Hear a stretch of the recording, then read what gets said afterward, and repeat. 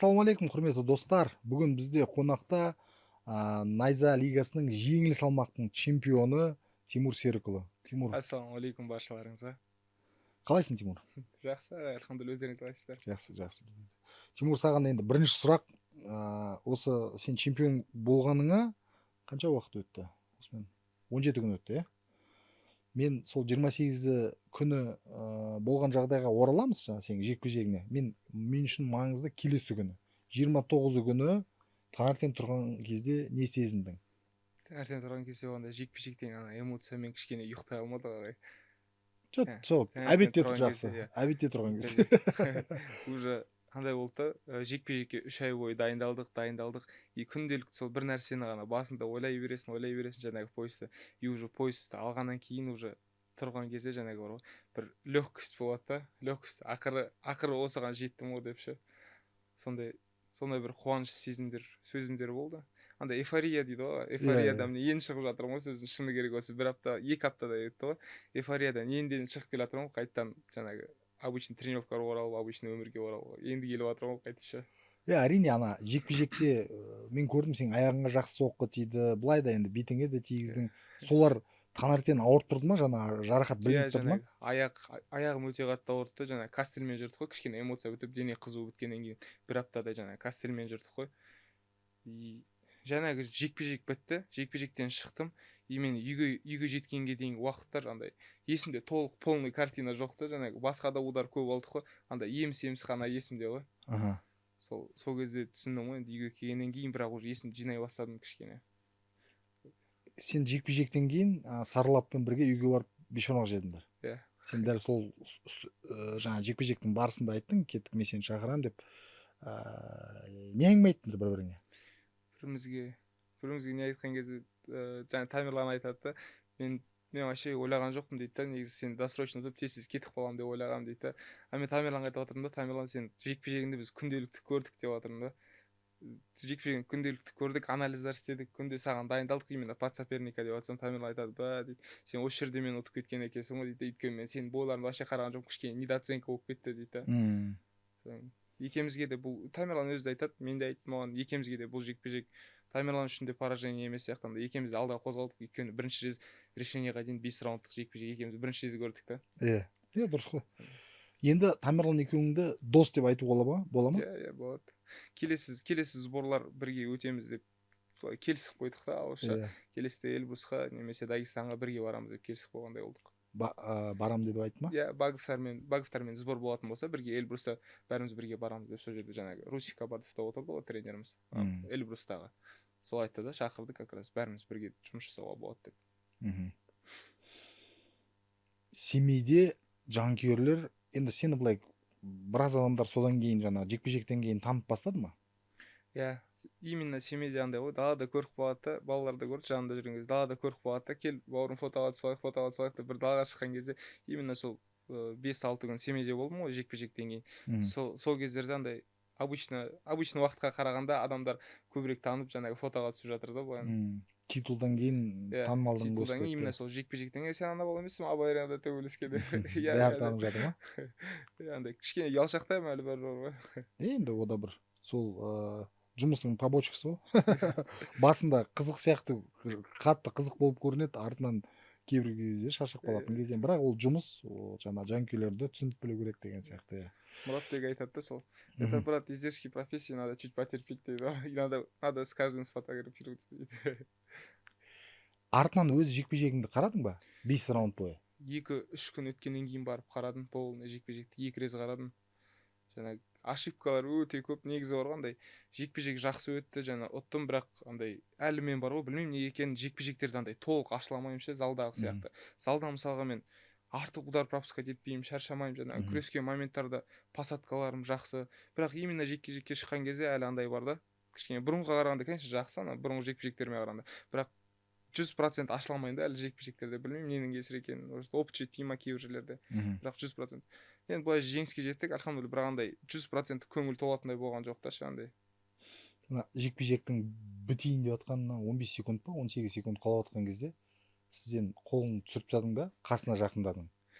Ода тұрды да, қолын түсірді да, екеуің құшақтасып кеттіңдер. Неге сен сөйтіп істедің? Уже 5-ші раунд біткен кезде таймерлан қарап тұрмын, таймерлан да шаршап тұр, мен де шаршап тұрмын. Қараған кезде, таблоға қараған кезде қателеспесем бір 20 секундтай уақыт қалды ғой деймін. Иә, 18 секунд. Таймерлан қарадым да, алда келе ма келмей ма деп қолымды түсірдім. И қарасам ол да маған қолын беріп жатыр екен да, сонымен бітті дедік қой. Андай корыстный ойлар болған жоқ та, енді андай аждать еткен де жоқпын түкте, ол да тура сол сияқты. Жекпе-жек барысында раундтан раундқа бір рет сен екінші раундта ма оған тегізіп алдың, иә, жақсы? Иә, екінші раундта қойдым. Иә, жалпы былай бір қатты сенімдік болды ма жиналатынына, немесе бір күмәндар раундтардың арасында? Иә, сол 5 раундтың ішінде. 5 раундтың ішінде менде ешқандай күмән болған жоқ. Жаңағы бірінші раундта кішкене қобалжу болады ғой. Бірінші раундта алдың қолмен тиіп жатқаннан кейін андай уверенность жиналады ғой адамға. Уверенность жиналды да, и одан кейін уже ары қарай жекпе-жек өте тез өтіп кетті да. И жаңағы ойланған моменттарда да бір 3-ші раунд біткен кезде мынау қай раунд деп сұраймын да, 3-ші раунд бітті. Ойлап қойып әлі ішінде 2 раунд бар екен қалтада қоямын. Сондай кәдімгідей раундты ұмытып қалатындай уақыт болды ма? Бір 3-ші раунд біткен кезде мен 4-ші раунд бітті деп ойлап жатырмын да. Соны таблоға қараймын, вроде 3 раунд бітті депті, содан ағайлардан сұрап жатырмын да, нешінші раунд бітті деп. 3 раунд бітті деп қоямын. Бірақ уже 4-ші раундты да ұттық біз. 4-ші раунд біткеннен кейін уже 5-ші раундқа шығып бара жатқан кезде маған ағайлар айтты да, просто күшіңді экономить ет те, алдыға қарай вообще бармай қой, өзі келсін деді бар ғой. 5-ші раунд просто дем алып шық деді. Все хорошо деп сондай болды. Мына жекпе-жектің алдында бір айқай шу болды жаңағы салмақ үшін тағы да басқа. Қазір оған ораламыз, бірақ жекпе-жек барысында Тамерлан тарапынан сол 600 грамм сенің бір айырмашылығын сездің ба? 600 грамм қомаған. Жоқ, 600 грамм негізі сөздің шыны керек сезілмеді, өйткені Тамерлан былай да өзі салмақ көп қуатын жауынгер ғой. И андай Тамерланмен екеуміз ұстасқан кезде сезіліп тұрды, андай восстановлениесі дұрыс емес екені сезілді маған. Жаңағы восстановлениесі дұрыс емес, өйткені бір құшақтасып бір ұстасқан кезде адам сезесің ғой. Әлсіздеу болып көрінді ма? Андай ішінде андай не жоқ та, андай взрывтар болады ғой. Вот сондай 77-дің баласына ұқсамай тұрды да. 70-дің баласына ұқсамай тұрды. Иә, 70-дің куб саған көрініп тұрды. Өйткені біз Тамерлан екеуміз залға бір уақытта кірдік қой, кешкі сағат 8-де кірдік. Соңғы күні менде 5,5 кг болды, Тамерланда да сондай болды, ойым қателеспесем. Мен түнгі сағат 2-де шығып кеттім да уже. Бірақ екеуміздің весіміз бір, Тамерлан таң сағат 8-ге дейін сол залдың ішінде қалды. Екеуміз бір залда болдық. Мен көріп тұрмын, ол басқа мына жағында, мен кішкентай залда болдым, Инвиктустың ішінде, ол оң жағында болды, короче. Салмақ шаршап, қуып шаршап қалды дейсің ғой да, о да бар дейсің ғой. Иә, басынан бастап оған негізінде жоқ, жалпы бұлай болғаны да жақсы, жаңа мәселе жаңа сен жеңгенде ол жеңілгенде емес, сондай жекпе-жек болғанына деймін да жалпы. Ал енді болашақта ол енді 77-ге көшем деп уәде берді ғой, 77-ге көшеді. Ал енді сол сәтке оралайық, салмақ өлшегеннен кейін 600 граммның айқайы басталды. Одан жаңағы сен командамен бірге жаңағы 600 граммды қумаса жекпе-жек болмайды деп дегенде әңгіме болды, дұрыс па? Содан кейін жаңағы, оның бәрін білемін ғой, енді соның арасында жүрдім. Одан кейін сенің төбелесем деген шешіміне не әсер етті? Жаңағы салмақ қумады деп жаңағы бойға келіспедік, біраз нәрсе болды. Одан кейін уже кешкі сағат 8-дер ма, жаңағы посттардың бәрі Instagram шулап кетті. Жоқ, сен ұйықтаған жоқсың да, сол салмақ стирдаун, официальный стирдаун болатынға дейін сен ұйықтаған жоқсың? Жоқ, оған дейін де ұйықтаған жоқпын, одан кейін де ұйықтаған жоқпын. Сағат 8 кездерінде жаңағы айқай шу басталды. Біз жекпе-жек болмайды деп жаңағы бардық та, неше түрлі восстановление жаман кері әсерін беретін неше түрлі тамақтар жаңағы нелер жеп қойдық та, содан кейін енді бой точно болмайды деп жатқан, бірақ уже Инстаграмда уже жаңағы жанкүйерлер жеп бастады да, сен қорқып жатсың, сен андайсың, сен мындайсың деп. Содан кейін енді ашуланып кеттім, кішкене эмоцияға да берілдім ғой енді. Сосын Дәнеш ағаға звондадым. Дәнеш аға, енді өзіңіз рұқсатыңызды беріңіз, мына жаққа төбелесейік, мына жаққа төбелеспесем болмай жатыр, қазір жеп жатырмын енді.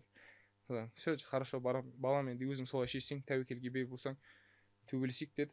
Кешкісін просто андай болды да, төсекке жатамын да, уже ұйықтай алмаймын да, ана нен жаңағы адамдар жазып жатыр неше түрлі, и адамдар түсінбейді да, неше түрлі кері нәрселер жазып тастайды.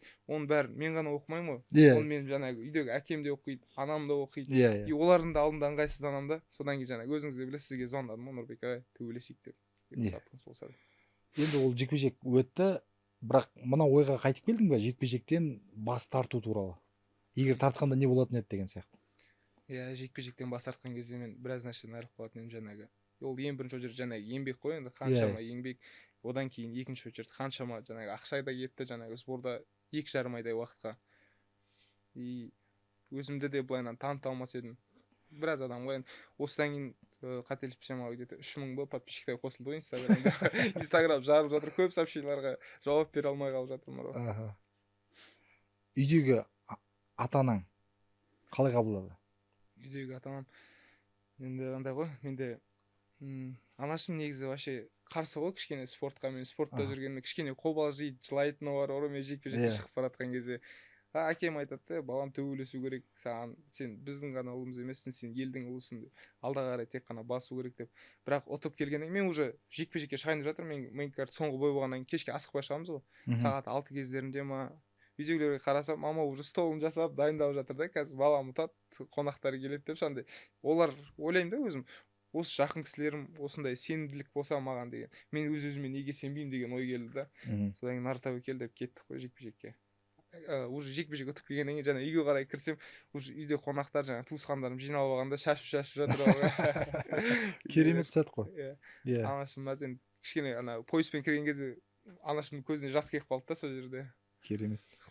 Әрине енді жеңіс те болады, жеңілістің де дәмін көрдің. Бірақ дәл сол осындай сәттер үшін ғой, спортшылардың да әрбір еңбекқор адамның еңбегі дәл сол үшін ғой, осындай триумфальный кездер болады.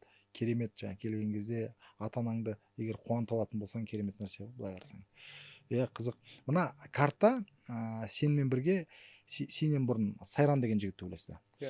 Спаррингтерде, жаттығуларда бірге боласыздар ма сонымен? Иә, Сайранмен негізі одноклассникім ғой, Нұрбек аға. Бала кезден бірге өскен, көрші тұрғанбыз екеуміз, дос балам ғой, жан досым ғой, бала кезден бірге өскен. Бокста да бірге болдық.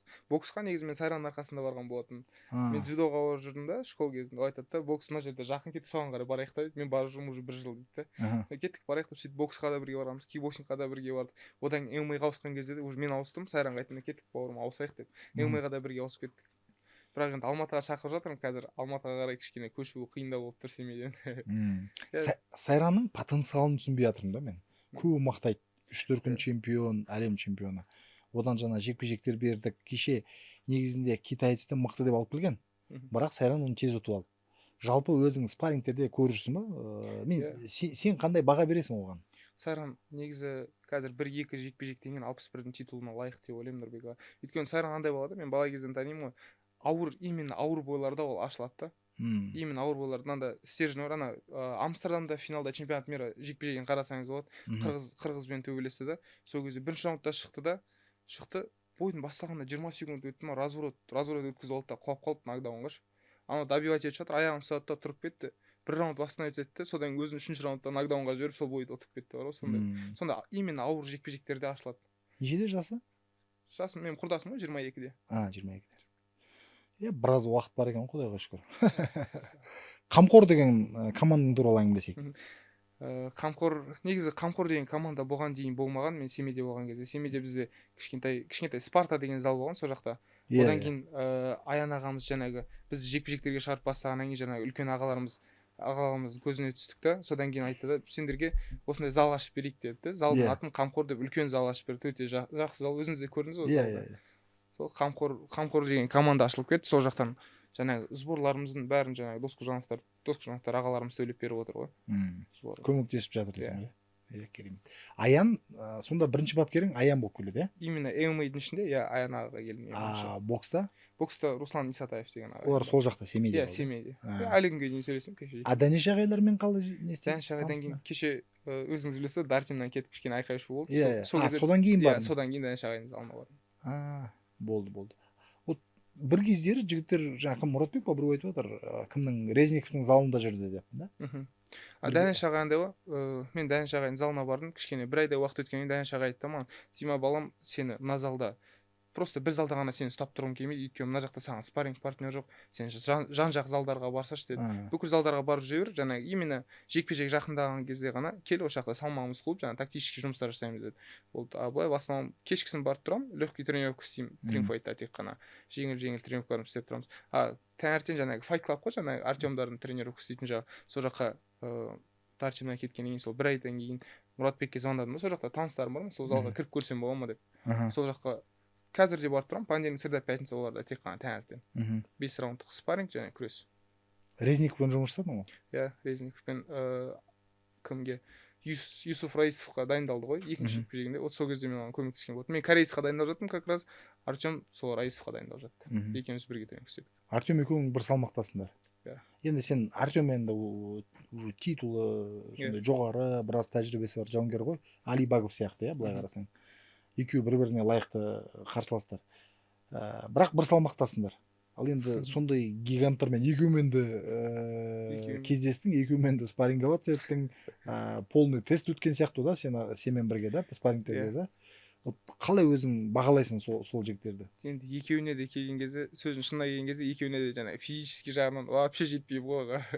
Именно физический жағынан. Ал уже технический моменттар, жаңағы күрес ұратын жерлерде, күресетін жерлерде технический мен бір уровеньдамын деп айта аламын. Бірақ жаңағы физический уровеньда, жаңағы функционалдық жағынан екеуі де уже қатып алған спортсмендер ғой, жаңағы сүйектері қатқан спортсмендер. Екеуі де сол моменттарда ұтып кетеді, жаңағы функционалдық и физический моменттарда. Олар сияқты, олар қанша килограммнан қуады?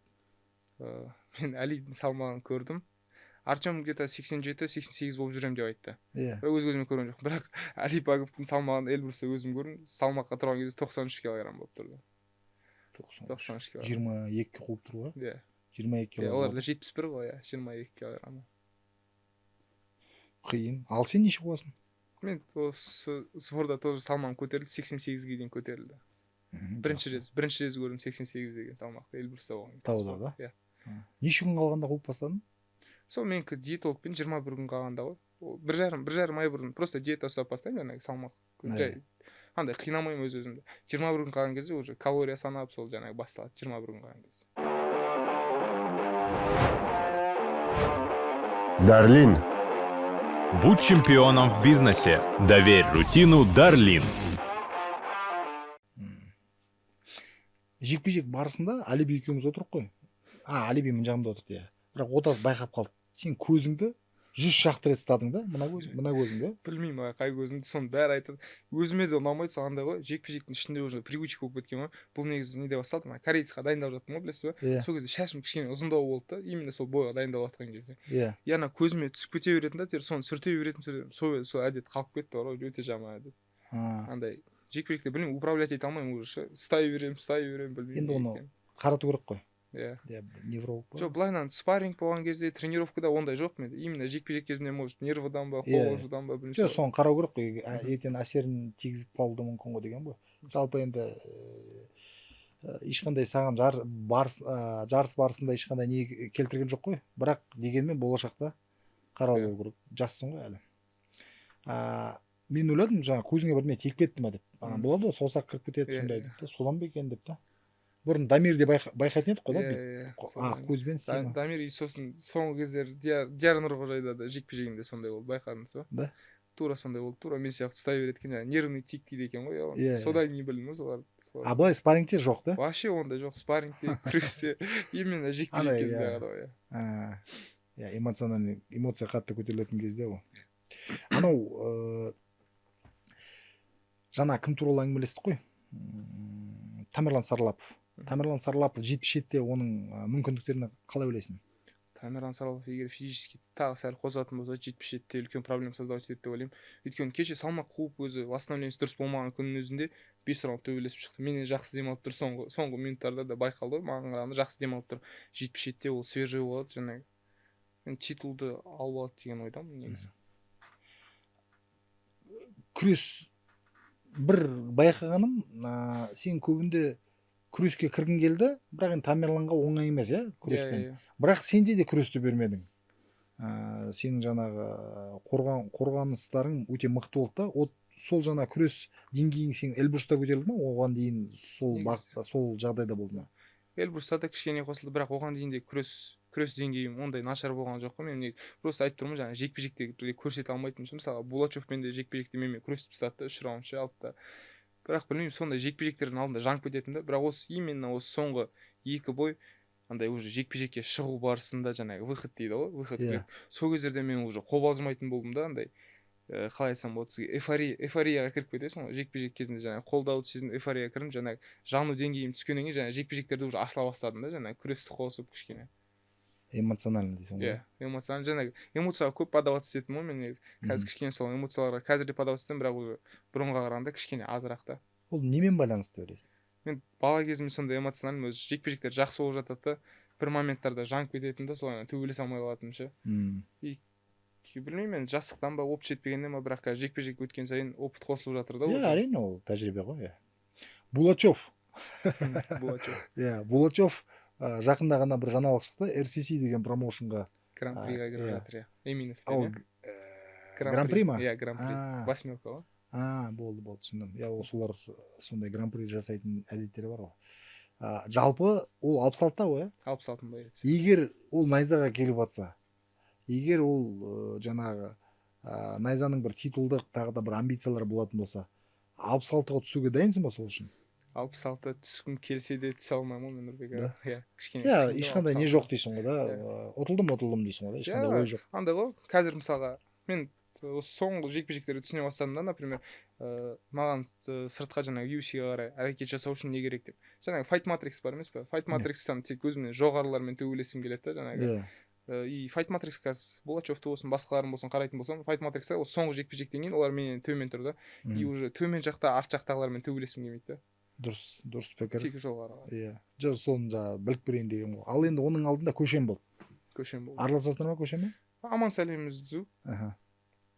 Тек солай Инстаграмда біріміз от жіберіп қоямыз, арасында историямыз болды. Иә. Соңғы жекпе-жегін көрдің ба? Соңғы жекпе-жегін көрдім, иә, прямой эфирдан көрдім. Прямой эфирдан. Негізі бәрі жақсы келе жатқан сияқты, бірақ жаңағы 61-ге көшені үлкендеу сияқты негізі. Жаңағы восстановлениесі дұрыс болмады ма, өйткені мен көшені танымадым сөздің шыны керек. Бірінші раундтан кірді, алысып кетті екеуі. И негізі астынан да спокойно тұрып кетіп жатты, переводтар да жүріп жатты. Просто бір моментте жаңағы болевойға түсіп қалды, удушающая. Что-то мен бір оқығанда какой-то күрес алмай қалған сияқты онымен да? Жоқ, иә, анау корпусына кірді да көшені в основном. Анау бермеді негізі. Құлайды тұрып кетеді, или құлайды үстіне қарай шығып кетеді, сүйіп қашы жаңа. Сондай болды. Мықты, иә, көшені танымадық қой ол жекпе-жекте. Қазір Қамқор клубында, Семейде дегенім ғой, жалпы енді тек қана клубқа байланыспа, жалпы Семейде. Мен неге ол сұрақты қойғым келіп отыр? Жақында ғана Өскеменде болдым. Өскеменде бір жігіттермен танысам ғой. Одан жаңағы енді анау-мынау демей ақ қояйын, жаңағы өмір көрмеген балалар ғой. Бірақ біреуі Серікбайды ұтқан, Ходжабайды. Айбек Нұрсейітті ұтқан. Тағы да біраз балдармен Диас деген. Диас айтып. Мен өмір көрмеген бала ғой, былай қарасаң. Одан кейін тағы да біреумен таныстық. Ол кішкене 79 үлкендеу жігіт, оказывается сол жердің бапкері. Ол Арман Оспановпен төбелескен. Жақсы деңгейде төбелесіп кәдімгі Әуесқойда да. Тоже жеңген 14-те ма. И сондай жігіттер жаңа енді бұрын ВКО болды енді, бірге болды ғой. Қазір енді Семей, Өскемен бөлек. Бірақ сол жақта ондай жігіттер аз емес екенін түсіндім да. Сен кім танисың Семейде? Тағы да потенциалдық сондай несі бар.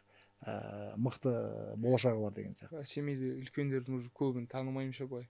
Именно жаңағы бұрынғы жоқ, жастар, қазір жастар. Жастар ма? Иә, үлкендер болды ғой енді, кетті. Просто мен жаңа мына жігіттердің айтқанын бүйтіп тыңдап отырмын да, қараймын, қайда болдыңдар деймін да бұрын. Қасқа жаңа не істей алмай қалды да, шыға алмай қалды да көп балдар. Бірақ біраз мықты жігіттермен, қазақтың батырларымен кәдімгідей шайқасқан, жақсы деңгейден жекпе-жек көрсеткен жеңгендері бар арасында. Қазір Аянаға бір екі жас баланы өсіп жатыр, біреуі 2007, біреуі 2006. Екеуі де уже чемпионат мирда результат берді. Біреуі қателеспесем финалға барды, біреуі 3-ші орын алды. Сондай өз Аянаға сондай жақсы көреді, жас балаларды алады да, соларды өсіргенді жақсы көреді да. И қазір сол екеуін танимын, именно сол 2007, жаңағы 2008-лерде. Біреуінің аты Ералы, екіншісі Альтаир. Жаңағы Ералыны шақырып алған болатын. Ералыны шақырып алдым, осы жекпе-жек дайындалған. Соңғы апта как раз салмақ қойған, кішкене салмағы жеңілдеу бала керек деп соны шақырып алды. Соңғы апта менің жанымда жүрді, екеуміз салмақты бірге болдық. Жаңағы спаррингтарда күресте ойнап не істеп кішкене көмегімді тигізуге тырысамын ғой, өзім жерлесім, өзім бір залдағы бауырым ғой. Көмегімді андай тұру моменттары, күрес моменттары, ұрып соғу деген сияқты оларға да қызық қой жаңағы. Жекпе-жекте олар айтпақшы менің артымнан шықты ғой. Артынан шықты, клеткаға шығып тұрды. Олар да мәз бар ғой, бірінші шыққанмын, андай аренадан бірінші рет көрген. Иә. Эльбруста болған кезде оқу жаттығу жиының қалай өтті? оқу жаттығу Эльбрус ең сөзім Мен әйтеуір фотода көргенім тек шашлык жегенді көрдім. телефонды көп алып жүрмейміз, андай көп түсірмейміз ғой, вообще спаррингтарды ешқайда салма деді да Али. Все хорошо. Негізі Эльбрус өте қиын өтті бар ғой, сөздің шыны керек. Эльбруста таңертең бізде 6:40-та подъем, 6:40-та подъем и 7-де бізде кросс. 7-де кросс жүгіріп болды. Жаңағы 5 взрывтар болады үстіде, мынандай наклонға қарай. 5 взрыв 100 метрдан. Содан кейін залға келеміз, залда качка жаңағы. 7-тен 9-ға дейін, в общем, 9 болмай залдан шығармайды ғой. 9-да завтрак ішеміз, үстіге көтерілеміз де, комнатада кішкене дем аламыз. Сағат 11-де поход в горы. Сағат поход в горыдан келгенше сағат уже 1:30-2 болады. 2-де бізде обед ішеміз, содан кейін жаңағы бір ұйықтап дем аламыз. Кешкі сағат 6-да бізде либо күрес, либо спарринг. Ол жақта болған жоқ енді, ешқандай бокс, басқасы кикбоксинг онда отработка болған жоқ. Не спарринг, не күрес болды. Осы ғана. Неше күн болдыңдар ол жерде? 24 күн болдық Эльбруста. Сосын Дагестанға түстіңдер. Одан кейін Нальчикта болдық 2 апта. 2 апта ол жақта акклиматизация болды. Анаң биіктігі неше Эльбрустың? 2000, біз высота 2000-да жаттық. Иә, 2000-да, сосын Нальчик неше? Нальчик 500 на уровень. 500. Иә. Дагестан уже уровень моря. Иә, сол үшеуінен өту керек болды. Иә, сол үшеуінен өттік. О, әдеттегідей манағы Али өзінің жекпе-жектерінің алдында дәл сол биіктіктерді дайындалады, иә? Нальчикке түседі. Алидің жекпе-жектерін қарайтын болсаңыз, бұрынғы жекпе-жектерінде 3 раундқа жетпей шаршап қалып жүрген. Өзі айтады да маған, жаңағы осы именно Эльбрусқа көтеріліп бастағаннан мен уже 5 раунд шаршамайтын болдым дейді да. Жаңағы негізі Алидің көп нәрсе, жаңағы салмағымды көтер деп айтқанда Али ғой маған. Салмағың қанша деді, күтіп алған 82-83 деп айттым. Саған обязательно көтеру керек, 88, хотя 90-ға дейін көтеру керек саған обязательно деді да салмақты. Ертең физически өткен сопернигің да үлкен болады сенің деді. Соперник сондай моменттар болды да. Жалпы Алидің именно осы жекпе-жекке маған көмектескен нәрселер көп та, жаңағы посадка моменттарында біраз опыт берді ғой маған именно психологический моменттарда ше. Мықты бапкер дейсің ғой да қазір. Иә. Мықты жауынгер. Алимен жекпе-жегеннен кейін хабарластың ба? Иә, хабарластым. Кеше де хабарластым осы. Өзі айтып жатыр да, енді болған нәрсе болды, просто өткізіп алдым дейді да. Андай өзіме чересчур қатты уверен болып кеттім деп айтып жатыр да. Иә. Қателіктер көп деп жатыр, өзі айтып жатыр. Дагестанда Хабибтердің залында болған кезде кімді көрдің? Ол жақта бүкіл жүрді, жаңағы Тагир да дайындалып жүрді жекпе-жегіне, Ислам жүрді Махачев, бірақ ол Ислам уже спаррингтар істемей, қателеспесем тек темір көтеріп 77-ге ауысайын деп жатқанға дайындалып жатты. Сол болды. Негізі мен көп боецтарды былай танымаймын ше. Жоқ, сол танымал жауынгерлерден. Сол Махачевтар ғой. Бірге жасаған жоқсың? Жоқ, олар качка істеп отдельно жүрді. Тагирмен күрес анау ішіне жасаған. Тагир 57-ге қарам. Иә. Жеңіл дейсің. Жоқ, білем ғой 57-ге. Жалпы болады ғой там. Жоқ, ондай болған жоқ. Батыр бол ойнаған жоқ болар. Ойнадық. Соны ойнадық. Жестко ойнайды екен. Бізді катать етіп тастады. Олар кольцо постоянно тұрады оларда. Залында болдым керемет. Ойын алдында бір жарты сағат, кейде тренировканың алдында разминканың алдында жарты сағат ойнатады да, содан кейін уже сразу күрес басталып кетеді. Бірақ ойнағаннан кейін шаршап қаласың, сөз шықты керек бар. Шамиль ойнады ма? Жоқ, Шамиль Зауыров ол кезде сборда жатты ғой деймін. Вообще залға келген жоқ, көрмедім ол кісіні. Енді дивизионыңды білесің, танисың. 71-де. 71-ге ауысқаныңа қанша болды? 3 жекпе-жек қой осы. 3 жекпе-жек. Кореец? Корейцдің алдында бір тәжік болды. Сосын дайындалған. Булачевпен де 70-те төбелестік біз. Иә, ол кезде просто промежуток, бірақ 66-ның баласы ғой, иә. Екеуің де 66. Промежуточный вес деп келістік қой. Ол кезде бірақ 66 болдың сен. Дивизионға қарап отырсың ба астына? Дивизионға қарап отырмын, иә. Қандай аттар қызық? Шынымды айтсам ешқайсысы қызық емес бар. Жоқ, енді андай тәкаппарлық емес, жаңағы Fight Matrix қойған жаңағы айтып отқаным ше. Наби Ашурлаев. Наби Ашурлаев қиындау сияқты оған тоже дайындық керек енді.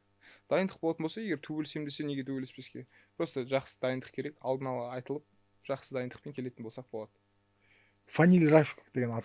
Екеуің кезінде командада болдыңдар. Енді Фанильдің былайша айтқан кезде енді ешкімге секрет емес, уже жасы да келіп қалды ғой енді. Былайша айтқанда жаңағы үлкен бойларды іздеп ақшасын тауып жүр. Оған тиісіп не қыламын. Керемет дейсің ғой да? Өзі жүре берсін. Жоқ, сондай жекпе-жектерден кейін мүмкін танымалдығың одан сайын өсіп кете ма деген ой жоқ па? Нұрбек аға, сіз өзіңіз білесіз. Енді Фаниль төбелесем деп жатса, мен қарсы емеспін, төбелесем ше. Фаниль өзі төбелесем деп жатса. Титулға таласам десе ба? Атак енді артынан қуалап Фаниль жүр төбелесейік деген тоже дұрыс емес болады да, енді меніңше бәрібір. Мен енді қалай айтсам болады, екеуің де бір-бірімен жаңағы төбелес түрде емес, сұрау міндет қой енді. Ең танымал ат бүгінгі таңда Хейбати мен Фанир ғой сіздің салмақта. Бірақ енді Хейбатидің жекпе-жегін көрдің ба, кстати? Көрдім ағай. Басынан бастап қарадың ба? Уже екінші раундын ғана қарадым ғой. Былай сенің жекпе-жегің алдында. Разминг істеп жатырмын да, сол екінші раундын қарадым. А так артынан қараған жоқпын, андай Инстаграмда нарезкалар шығып жатыр. Бір ұйықтап бір тұрып алды ғой да. Жекпе-жек барысында. Затылыққа өткізіп алды, иә. Енді затылық болғанда Затылыққа шынтақ өткізіп алды, иә. мына жаққа тиді. Негізінде затылық деген қалай вообще? Омыртқаның арасы 3 сантиметр ғой, бұл өзінің ережеде жазылған. Таза мен дәл сол жерге ұрғанын көрген жоқпын, бірақ жанынан ұрып отқанын көрдім. Бәрі затылық болып көрінеді ғой енді. Бірақ енді қалай болғанда да арттан тиген кезде адам деген қатты есінен танады. Жанынан теседі. Тем более Тажиев өте үлкен болып көрінді маған, бар ғой. 70-80 килограмма мен де байқадым. Соның алдында жаңа медиадайға бардық қой бірге. Тажиевқа қарап қоямын, сен точно 70-сің ба деп қоямын. Жоқ, ол екеуі 70 нешеге келісті? 74-ке келісті, бірақ ол 74 жасай алмады ғой. Содан мен жаңа кімге Хейбатиге айтқам, Хейбати төбелесе беремін деді ғой. Содан келісті ғой. О да бір не екен жаңа. Бұл неге өйтіп істеп жатсың десем, ол оның алдында сөйледі ғой маған, сол төбелескім келіп тұр дейді да. Кішкене бір такой енді оның да уақыты өтіп бара жатқан шығар, бірақ дегенмен жаңағы рухы точно бар жігіт екенін көрініп тұр. Негізі Хейбатиді көбі серьез воспринимать етпейді ғой. Бірақ Хейбатидің негізі уровень жақсы ғой, былайша келген кезде. Жаман емес. Жекпе-жектерге дұрыс дайындалмайды. Менің ойымша дұрыс дайындалмай, былайынан шыға шығады, қалай бар, солай шығады. Соны айтып жатырмын, дайындалмайды ол негізінде. Негізі былай дайындалып не істесе, оның уровені негізі сондай төмен емес адамдар ойлағандай ше. Негізі кеше Фанирға да біраз проблема создавать ететін еді, жаңағы улучшающий түсіп қалмаған кезде. Өйткені жаңағы күрес моменттарды мен қарап отырамын ғой. Жаңағы Брандаумен жекпе-жегін қарадым ғой деймін. Мұратбекке спарринг партнер болған кезде Брандауның жекпе-жектерін қарадым, сол кезде Перспен төбелесіпті. Жаңағы Перстің жаңағы вставаниялары негізі жаман емес. Еңбекқор жігіт. Просто дайындалмай шығады да жекпе-жекке ше. Содан кейін солай көрінетін шығар. UFC енді әрбір жауынгердің арманы, әсіресе жас жауынгердің арманы бәрі UFC-ге түсу ғой. Спорттағы олимпиада сияқты. Жоба бар ма? Бір қашан аттанам деген сияқты. Жаңағы осы мен негізі тура әлібидің жолымен жүріп шыққым келеді, басқа лигаларға анда-мында секірмейші.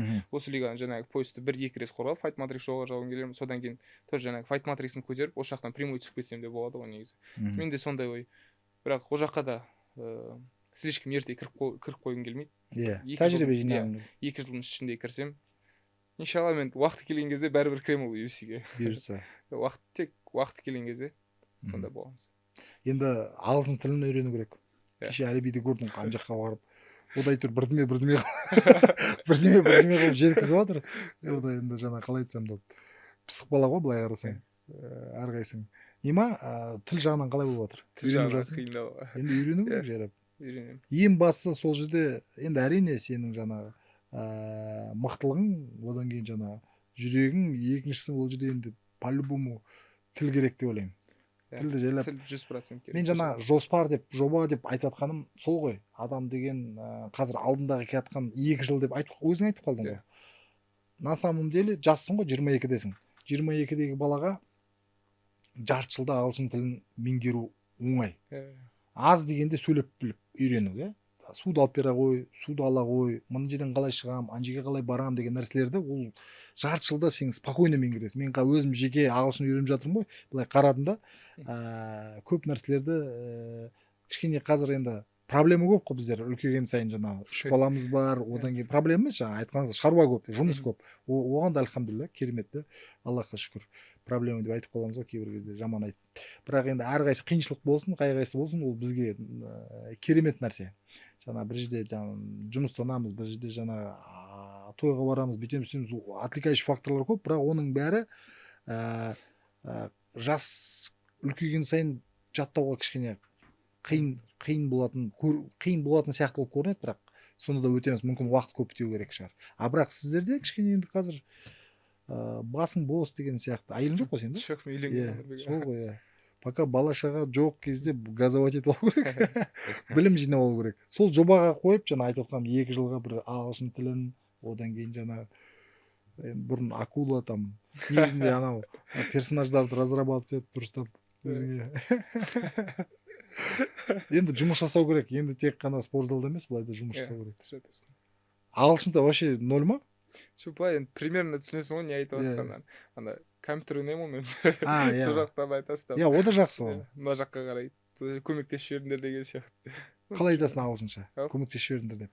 Анда ағылшынша өз ойында, например, дот ойнаймын ғой там. А, Ганг керек туда-сюда деген сол сөздерді да, Иә, кейбір сөздер. Иә, онда о да. Енді вообще андай- өмірге пайдасы жоқ нәрселер А, қойып ганг жатыр. деген зат ол. Түсінбейсің Нұрбек. Жоқ, ол қару ма не зат ол? Ганг деген жоқ, қандай ғой. Лайндарда бөлген кезде кел деген сияқты ғой, типа. Сізге А, ғана көмек керек деген сияқты. көмек Иә. керек. Ол ағылшынша сонда ағылшынша ма или просто Ойын терминдері. сленгтер ма? Иә, сондай сленг. иә терминдер. Біраз әңгімелестік, кішкентай бір 35 минут уақыт болса да біраз қызық нәрселерді айтып тастадық. Өзіңде бір айтатын бірдеңең бар ма? Жоқ. Біразын айтып тастадым мысалы, да? Сол. Иә. Сәттілік саған. Давай, UFC болсын, жаңағы ең бастысы дұрыс адам болу, ар жағын ниет дұрыс болса, еңбек, тер төгілетін болса, бәрі қолжетімді деп ойлаймын. Неге десең, өзің мысал ретінде көптеген жауынгерлерді көріп отырсың ғой. Бұл жерде тек қана еңбекқор жігіттер соңына дейін жетеді. Біреу бір рет жаттығу жасайтын болса, сен 2 рет жасау керексің деген сияқты.